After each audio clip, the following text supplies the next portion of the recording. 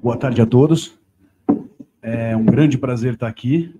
Mais do que um grande prazer estar aqui, é uma enorme responsabilidade falar depois do ministro Moura Ribeiro, né?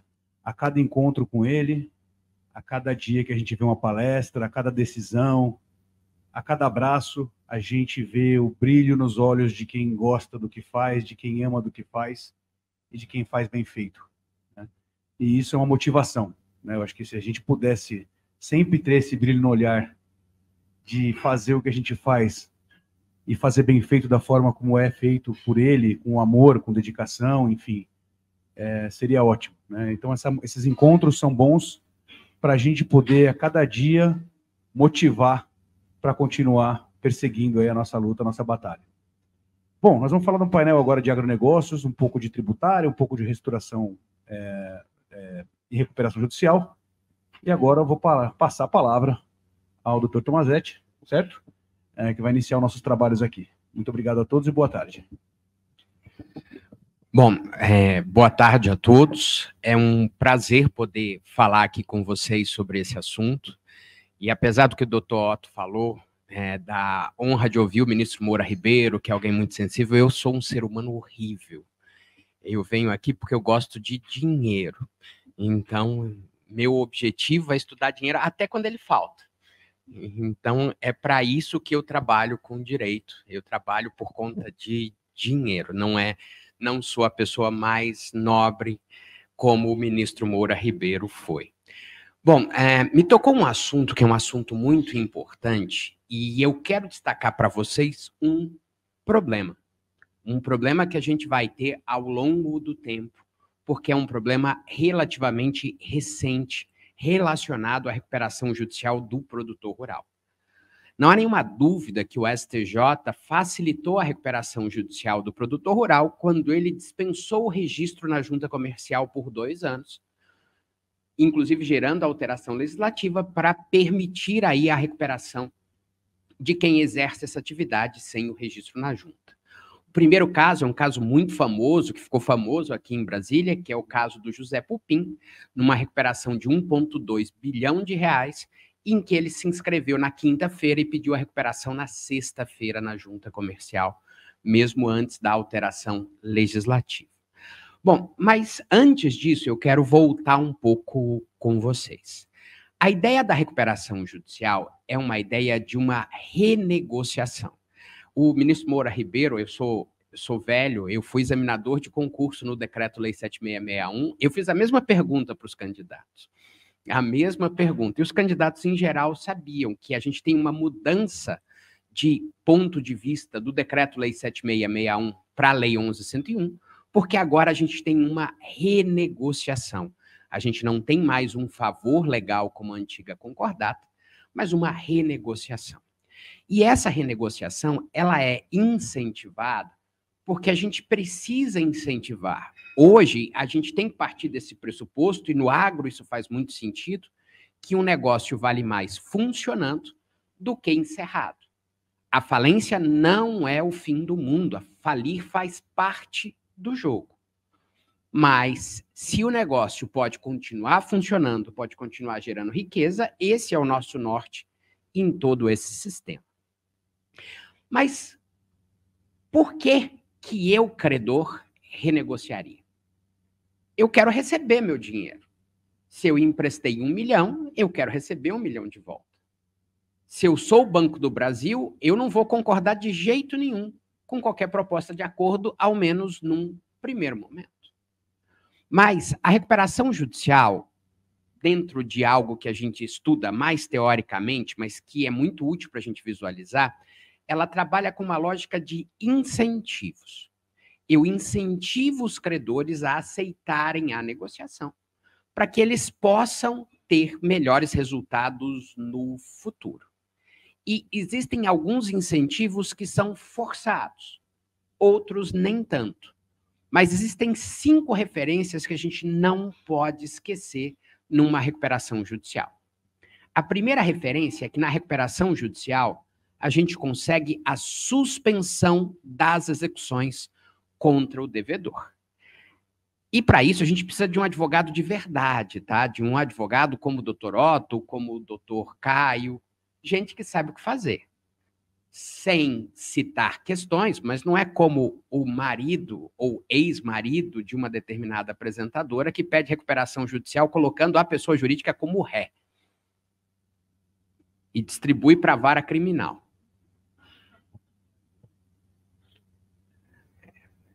Depois procurem que está divertido.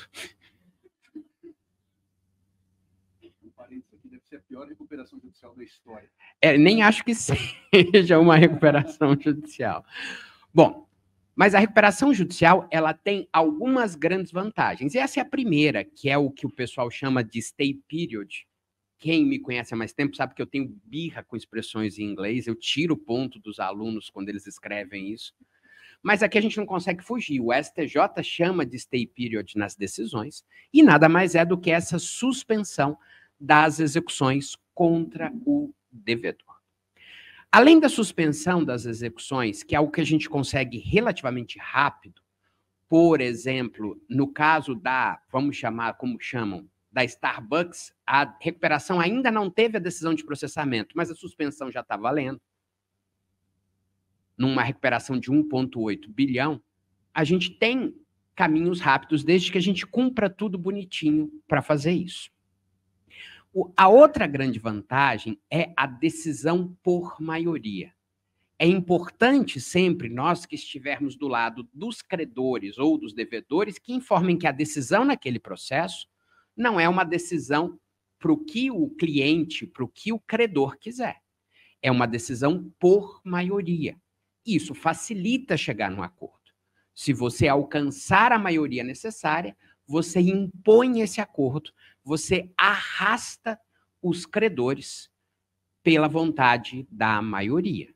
Isso é um pouco estranho, é algo trazido do direito americano, mas funciona muito bem, pois dá aos credores o poder de decidir se recupera ou não recupera aquela atividade.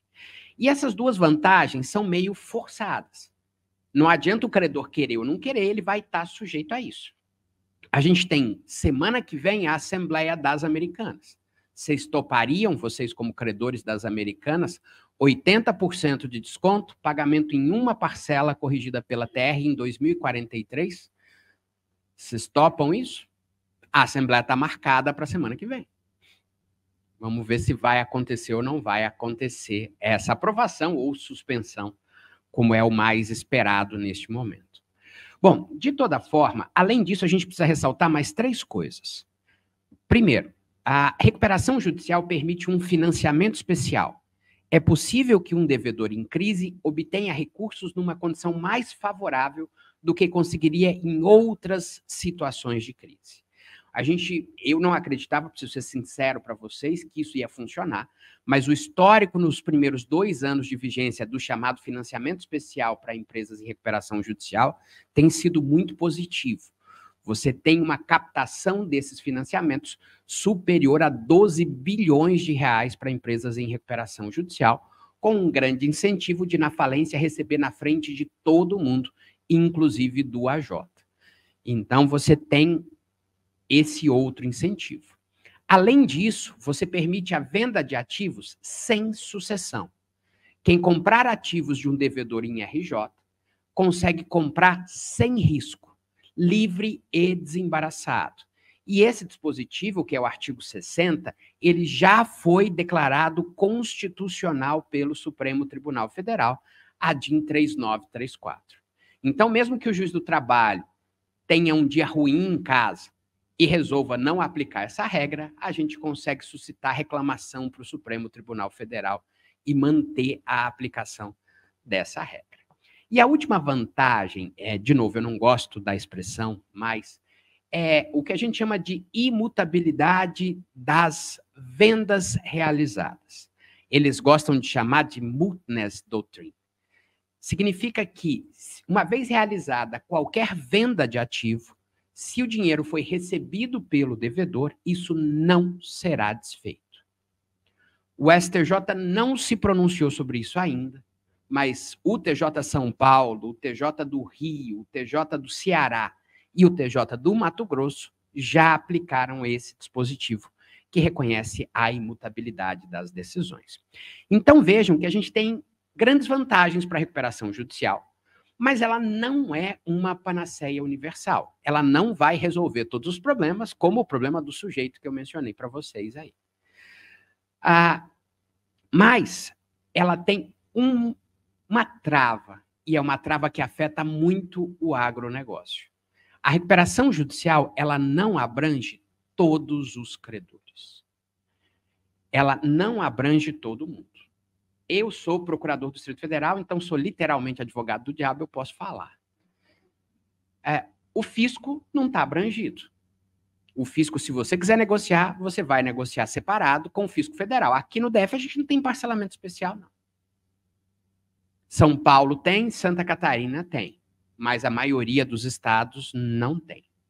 Além disso, eu deixo de fora os chamados credores proprietários. Esses eu sempre deixei de fora, que são os credores de alienação fiduciária em garantia, leasing, compra e venda com reserva de domínio, promessa de compra e venda de imóvel com cláusula de revogabilidade e retratabilidade, adiantamento de contrato de câmbio à exportação. São 5 créditos que ficam de fora e eles têm um motivo para ficar de fora.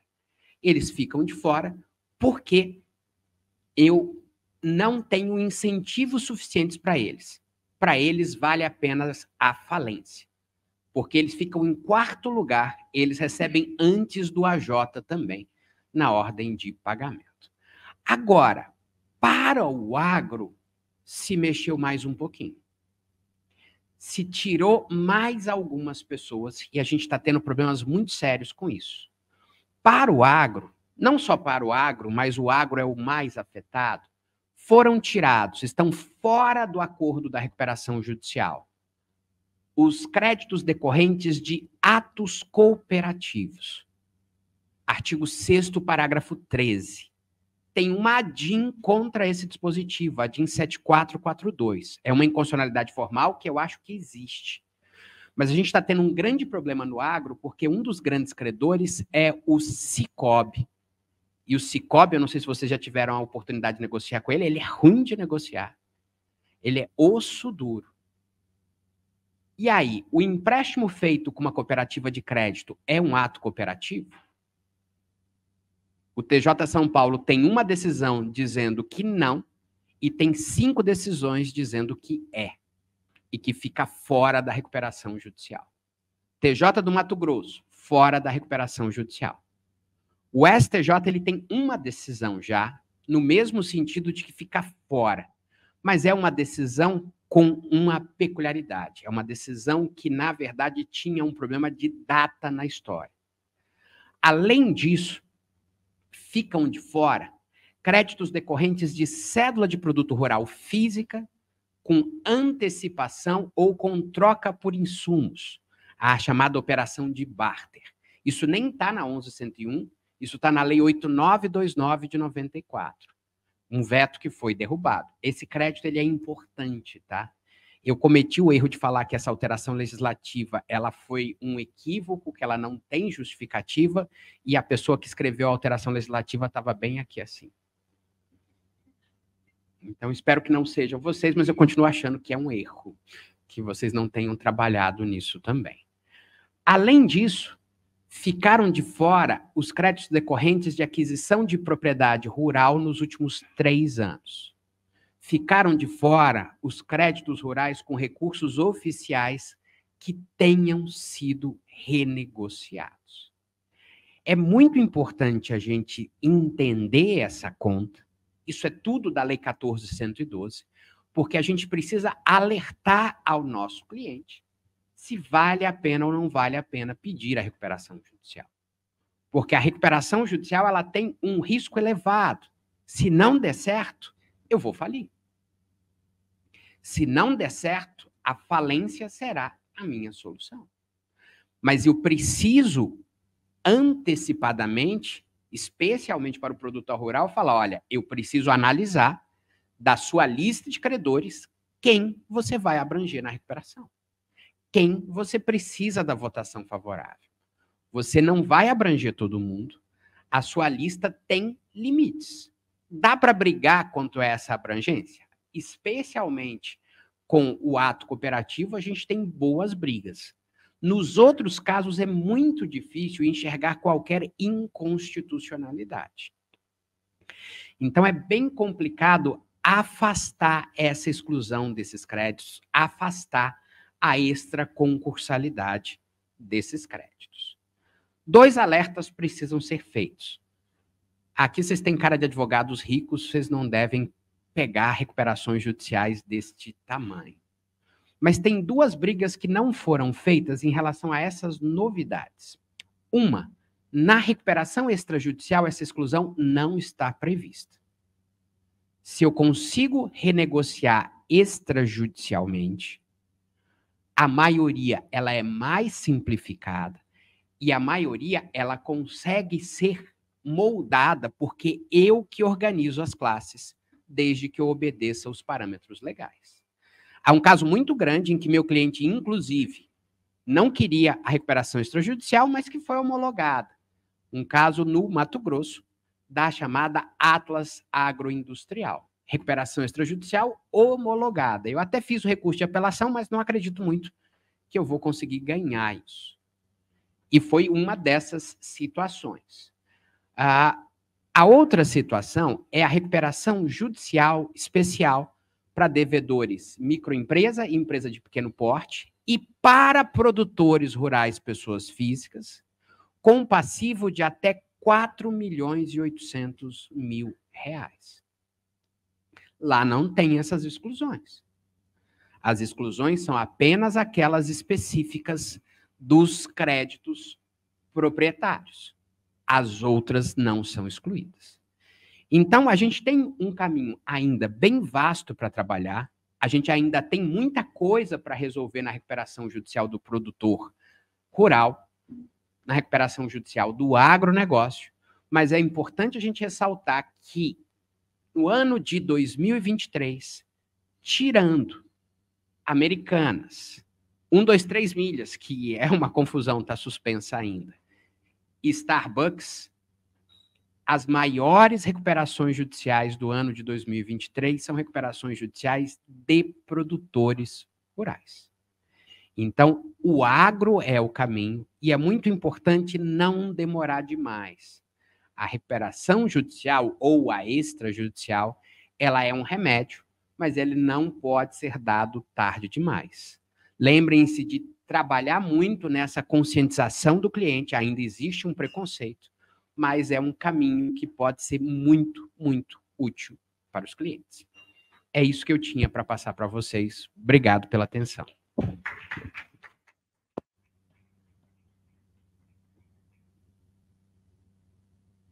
Sensacional, né? Sensacional. Eu ia falar sobre recuperação, acho que eu não vou nem mais falar nada, porque o doutor Tomazetti esgotou a matéria aqui. A percepção, 100%, eu concordo 1000%. Então eu vou aqui, talvez, dentro do que eu posso, falar algumas percepções que eu tenho, né? A primeira é que a gente tinha uma discussão anterior se era cabível a recuperação judicial do produtor rural, né? Quem começou a fazer isso lá em 2005, enfrentou, seja para produtor rural, seja para associação civil, seja para clube de futebol, enfrentou uma discussão jurídica forte sobre isso, né? Forte.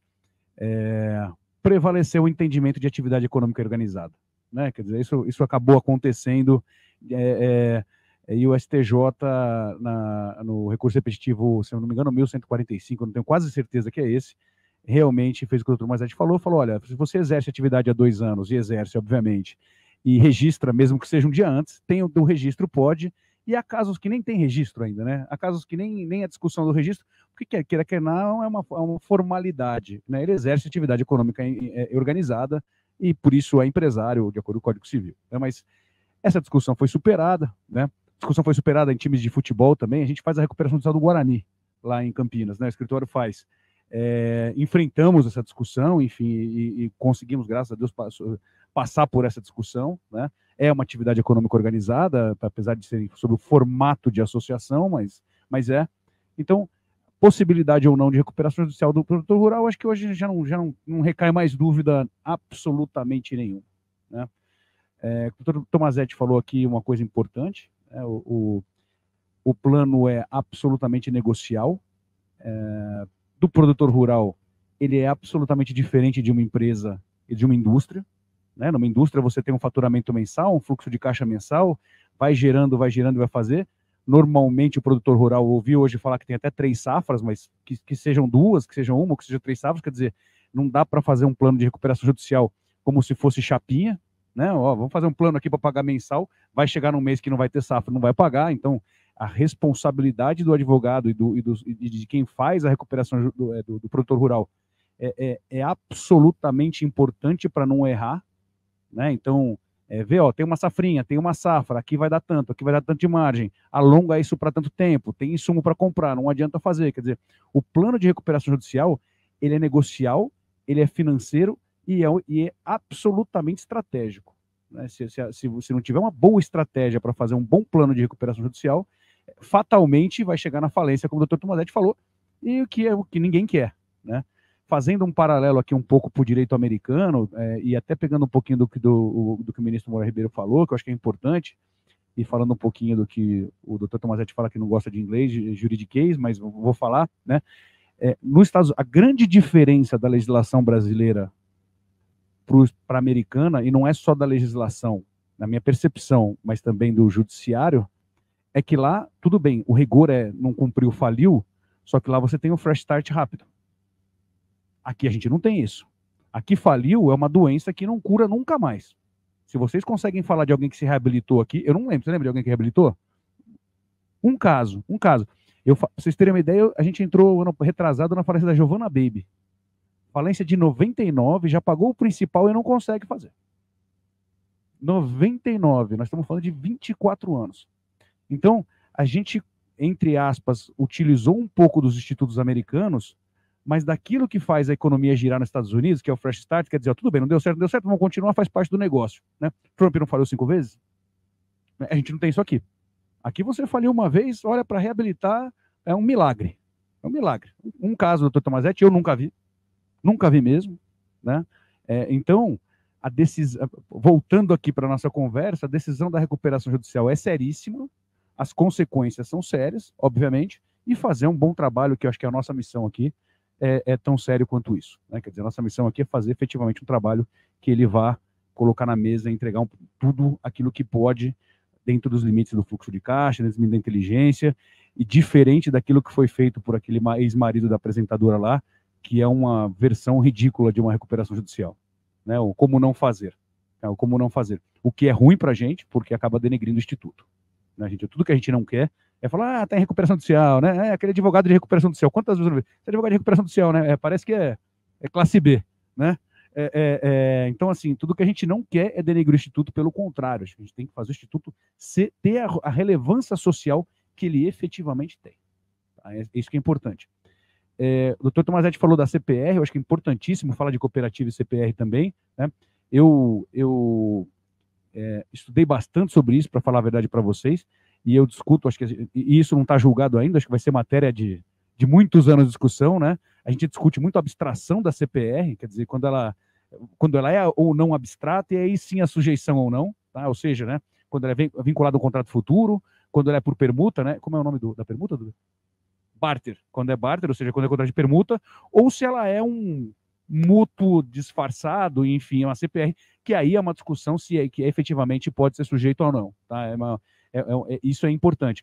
E essa discussão é importante justamente para a gente aqui, quando for planejar uma recuperação judicial, saber se boa parte relevante da dívida do empresário rural está sujeito ou não. Porque entrar com uma recuperação sem sujeição é um absurdo. E a solução que o doutor Tomazetti falou é muito importante. Talvez a extrajudicial seja o caminho, né? A extrajudicial é ainda mais negocial que a recuperação judicial, digamos assim, né? Ela já é conversada, negociada, preparada, e ela faz o efeito que a gente falou, quer dizer, ela vai dragar os demais credores aí para o efeito do plano que for apresentado. Tá? Falei pouco, falei rápido, porque eu acho que o Dr. Tomazetti esgotou o assunto, eu queria passar só essa percepção para vocês. Tá? É importante fazer isso, importante pensar, mais do que nunca, o brilhantismo do nosso trabalho como advogado de recuperador ou de credor, ou que atuam no nosso meio, é efetivamente fazer um trabalho sério. Nunca vai ser fácil, vai ser tempo, alguma parte vai deixar um pouco de dinheiro na mesa, alguma outra parte vai ter que ceder um pouco mais, isso faz parte da negociação, né? A negociação nunca é perfeita para todos os lados, se for tem alguma coisa errada, né? Porque não é para ser assim, nunca é ganha-ganha, na verdade quem fala que negociação é ganha-ganha não é, ela é zero soma, tem que ser bom para os dois num limite que dá para fazer uma negociação bem feita. E com isso, o Instituto da Recuperação Judicial, principalmente para o empresário rural, então a gente está falando, isso eu posso falar para vocês com conhecimento de causa, né? Eu estou vivenciando um aumento de pedidos de recuperação judicial de empresário rural, tá? Por quê? Por tudo que está acontecendo na economia em termos de aumento de insumos, né? Então você vê, ele planeja vender o insumo a tal preço, mas da pandemia para hoje teve 270% de aumento, potássio, fósforo e ureia. Tá? Por que esse aumento? É guerra, é pandemia, enfim, é tudo isso que aconteceu, e você imagina, você planeja vender por 1, mas teve um custo de 3. Né? Essa conta chegou, está chegando agora, chega junto com o vencimento das parcelas do FGI, do governo. Tá? Então, começou a vencer o FGI agora, né, o principal, né, antes era juros, era multa, enfim, estava rolando, e agora os empresários estão vendo que não vão conseguir. Então, a percepção que a gente tem é que vai ter um aumento grande de recuperação judicial de empresário rural, né? Uma responsabilidade grande para a gente poder fazer isso, saber negociar, né? Não é um mal que dura para sempre, quer dizer, bem feito, isso passa, isso vira, isso acontece, né? Mas nossa responsabilidade aqui, e eu acho que para isso que eu estou aqui hoje, é uma responsabilidade que a gente tem que estudar, fazer isso bem feito, fazer com seriedade, evitar fazer o que tem, por exemplo, fizeram aí a semana passada, né? Fazer com muita seriedade, com o rigor e com a inteligência que a gente pode fazer. Obrigado para todos. Testando, oi. Eita, que responsabilidade falar depois de vocês e somada à fala do ministro Moura Ribeiro. Bom, meu papel aqui vai ser trazer uma vertente dessa recuperação judicial mais relacionada ao direito tributário. E, por sorte, eu estou na companhia aqui de amigos que são tributaristas, como o doutor Murilo, o doutor Wesley, e não vão me deixar mentir que dentro dessa roupagem que alguns advogados, às vezes, acabam tendo aos olhos de terceiros, como o doutor Otto aqui falou, que às vezes o advogado da recuperação judicial, justamente por casos esquisitos que vão à mídia, no direito tributário não é diferente, também acontece muito isso. Mas um ponto aqui de toda a fala de vocês, né, me chama a atenção, que é o rigor na escolha do profissional. Isso aqui também, quando a gente olha para o parcelamento de tributos dentro da recuperação judicial, ele é de suma importância. Porque, e até talvez seja um ponto positivo ser realmente apartado ali essa questão do parcelamento de tributos, da recuperação judicial, porque ele pode ser fatal se esse parcelamento não der a vazão necessária, se ele for feito da forma equivocada. Então, só retomando aqui um pouco, para que todos nós possamos partir do mesmo pressuposto, do mesmo ponto, quando há essa alteração na lei de recuperação judicial, há uma alteração também feita na lei 10.522 de 2002, que toca essa questão dos débitos tributários, do parcelamento de tributos. A alteração é muito positiva se a gente comparar no universo de parcelamentos, os famosos refis que a gente tem durante os últimos tempos com relação aos débitos tributários. Ela é generosa até, ela é positiva porque há uma perspectiva, via de regra, de uma redução de 70% do débito tributário por meio desse parcelamento. E aí, destacando sempre, como o professor Tomazetti deixou bem claro, que aqui a gente está falando do fisco federal, portanto, tributos federais. Mas há essa perspectiva e a alteração da lei também veio com uma extensão desse prazo de parcelamento, que antes dessa alteração, era de 84 parcelas mensais e sucessivas e passa a ser 120 parcelas mensais e sucessivas. Isso vai englobar débitos inscritos em dívida ativa ou não,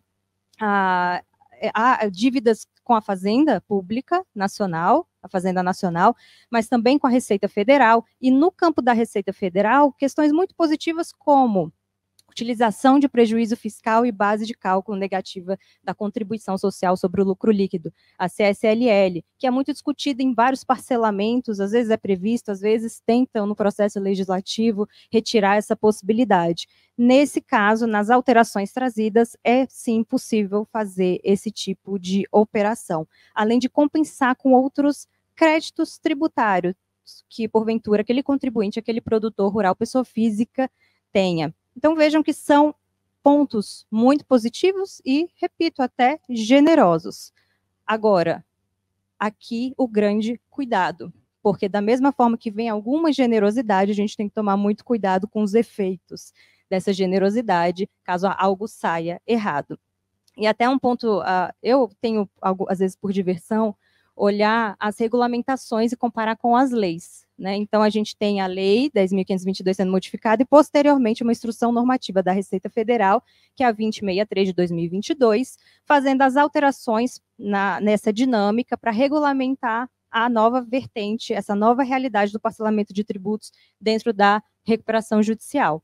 E até, pelo menos num primeiro olhar, essa instrução normativa, ela não vai além do que a lei diz, porque a minha diversão é essa, porque às vezes a instrução normativa da Receita Federal, ela não é incomum, ela extrapolar exatamente, trazer algum ponto e você vai para o judiciário, leva para o judiciário e fica aquela confusão. Então, quando a gente fala em parcelamento, pessoal, é uma questão muito delicada, porque qualquer problema errado, isso em qualquer dinâmica de parcelamento, qualquer problema de interpretação, qualquer parcela que deixe de ser paga e você vai discutir no judiciário, aquele parcelamento pode cair, isso acontece na prática. E na recuperação judicial ele vai se tornar ainda mais delicado. E aí, por que delicado? Porque as consequências são, de fato, realmente nefastas. O professor Tomazetti falou sobre a questão da falência ser decretada e realmente, às vezes, acabar com o negócio, então tem que se pensar muito na recuperação judicial e as consequências dentro dos débitos federais, de tributos federais, dentro desse parcelamento, ela não é somente a exclusão do parcelamento, mas uma exigibilidade imediata desses créditos, o que implica execução fiscal e atos todos possíveis de constrição. E aí, um outro ponto muito importante dentro dessa dinâmica é porque, para você fazer a adesão a esse parcelamento junto à Receita ou à Procuradoria da Fazenda Nacional, você tem uma exigência. Uma das exigências é fornecer informações, dados relativos aos seus fundos de investimento, os extratos bancários. E esse é um ponto delicado porque eu, particularmente, eu estudo muito essa parte de compartilhamento de dados, sobretudo os protegidos pelo sigilo, e eu acho um perigo isso aqui porque você fornece de bandeja todas as informações e isso lá na frente, numa eventual exclusão desse parcelamento, pode pesar sobre você, porque está todo mundo já municiado com as informações mais preciosas. E nesses atos de constrição, vai ser já toda a documentação ali preparada, só esperando você fazer alguma coisa de errado. E há um outro detalhe também muito importante, que é a possibilidade da Fazenda Nacional requerer essa convolução da recuperação judicial em falência. Então, esse é um dispositivo que veio também com alteração e exige muito alerta, porque a gente sempre está navegando no direito tributário num ambiente de incertezas. Eu já vi por diversas vezes, dentro do contencioso judicial, essas problemáticas com relação ao parcelamento.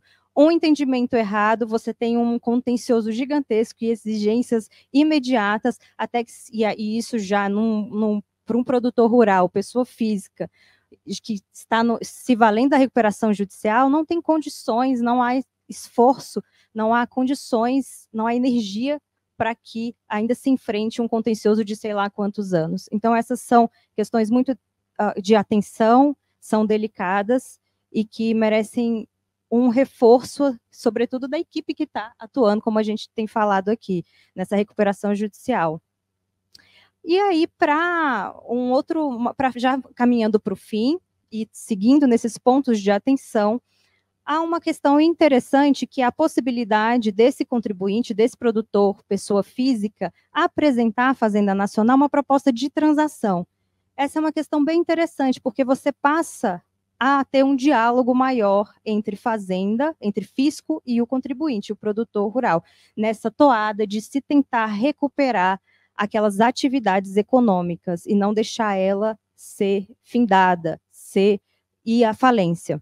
Então, essa transação é uma proposta que o devedor pode apresentar para a Fazenda Nacional, desde que seja um débito inscrito em dívida ativa da União, e com o prazo máximo previsto, isso vai ficar a critério da Fazenda, mas há uma possibilidade de um prazo máximo de 120 meses. E uma questão muito interessante, que esse prazo pode ser estendido ainda por mais 12 meses, caso aquele produtor exerça algum projeto social, tenha algum projeto social vinculado à sua atividade econômica. Então, há a possibilidade dessa extensão.